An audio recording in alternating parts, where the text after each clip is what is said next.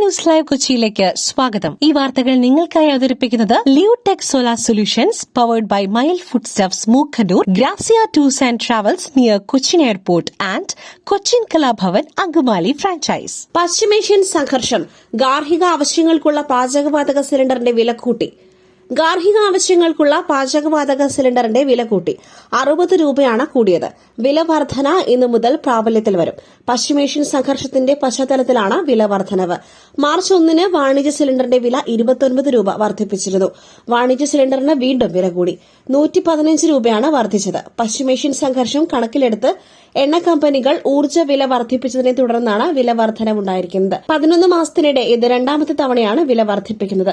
കഴിഞ്ഞ വർഷം ഏപ്രിലിലാണ് അവസാനമായി വില 50 രൂപ വർദ്ധിപ്പിച്ചത്.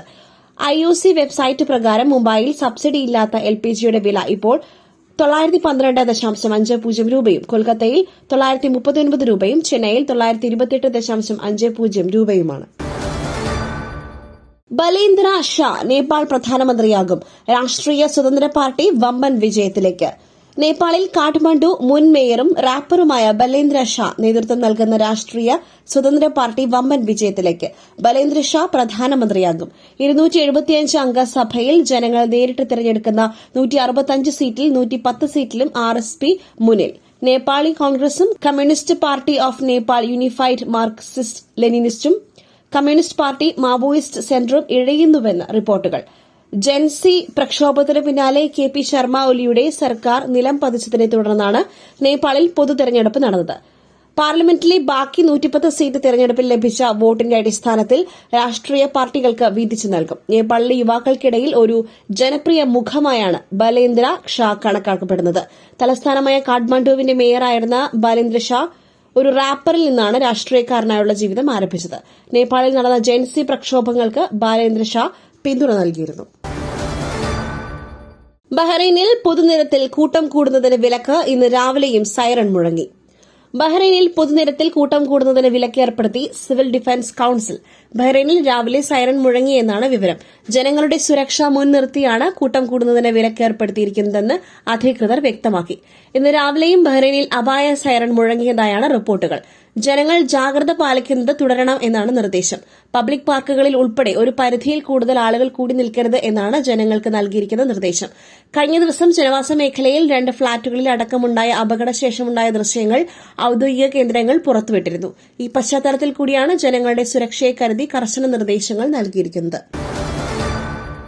പറവൂരിൽ VD സതീശനെതിരെ ശക്തനായ സ്ഥാനാർത്ഥി വേണം. CPIയിൽ ആവശ്യം. നിയമസഭാ തെരഞ്ഞെടുപ്പിൽ പ്രതിപക്ഷ നേതാവിനെതിരെ ശക്തനായ സ്ഥാനാർത്ഥി വേണമെന്ന് CPIയിൽ ആവശ്യം. എറണാകുളം മുൻ ജില്ലാ സെക്രട്ടറി KM ദിനകരനെ സ്ഥാനാർത്ഥിയാക്കുന്നതിനെതിരെ ജില്ലാ നേതൃയോഗങ്ങളിൽ വിമർശനം. എതിർപ്പ് അവഗണിച്ച് KM ദിനകരൻ, മകൻ ഡെവിൻ K ദിനകരൻ എന്നിവരുടേതടക്കം 4 പേരുടെ പട്ടിക സംസ്ഥാന ഘടകത്തിന് കൈമാറി. മൂവാറ്റുപുഴയിൽ മുൻ MLA എൽദോ എബ്രഹാമിന്റെ പേര് ജില്ലാ ഘടകം ഒഴിവാക്കി.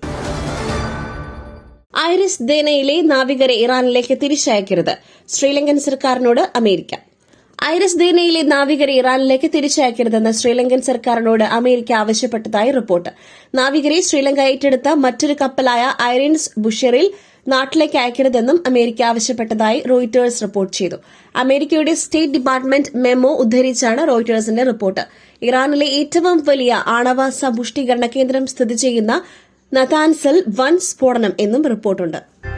പുട്ടു രുചികരമാവണമെങ്കിൽ മയിലിന്റെ പുട്ടുപൊടി തന്നെ വേണം. അതിന് ചെമ്പാപ്പുട്ടാണെങ്കിലും അങ്ങനെ തന്നെ. Mile rice and food products, ശ്രേഷ്ഠം സമ്പുഷ്ടം. പശ്ചിമബംഗാളിലെ ഇന്നിംഗ്സ് അവസാനിക്കുന്നു. വികസിത ഭാരതം എന്ന ലക്ഷ്യത്തിനായി കേരളത്തിലേക്ക് മാറുന്നു CV ആനന്ദബോസ്. കേരള രാഷ്ട്രീയത്തിലേക്ക് എന്ന സൂചന നൽകി ബംഗാൾ മുൻ ഗവർണർ CV ആനന്ദബോസ്. ജന്മനാടായ പ്രിയപ്പെട്ട കേരളത്തിന്റെ പുരോഗതിക്കായി പരമാവധി പരിശ്രമിക്കുമെന്ന് CV ആനന്ദബോസിന്റെ എക്സ് പോസ്റ്റ്. ബംഗാൾ ലോക്ഭവന്റെ എക്സ് അക്കൌണ്ടിലാണ് പോസ്റ്റ്.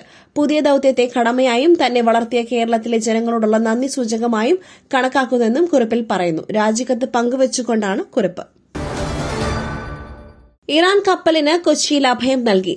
ഐറിസ് ലവാൻ തീരത്ത് അടുപ്പിച്ചു. ഇറാൻ കപ്പലിന് കൊച്ചി തീരത്ത് അഭയം നൽകിയെന്ന് കേന്ദ്ര സർക്കാർ വൃത്തങ്ങൾ. ഈ മാസം 4-ന് ഐറിസ് ലവാൻ കൊച്ചി തീരത്ത് അടുപ്പിച്ചു.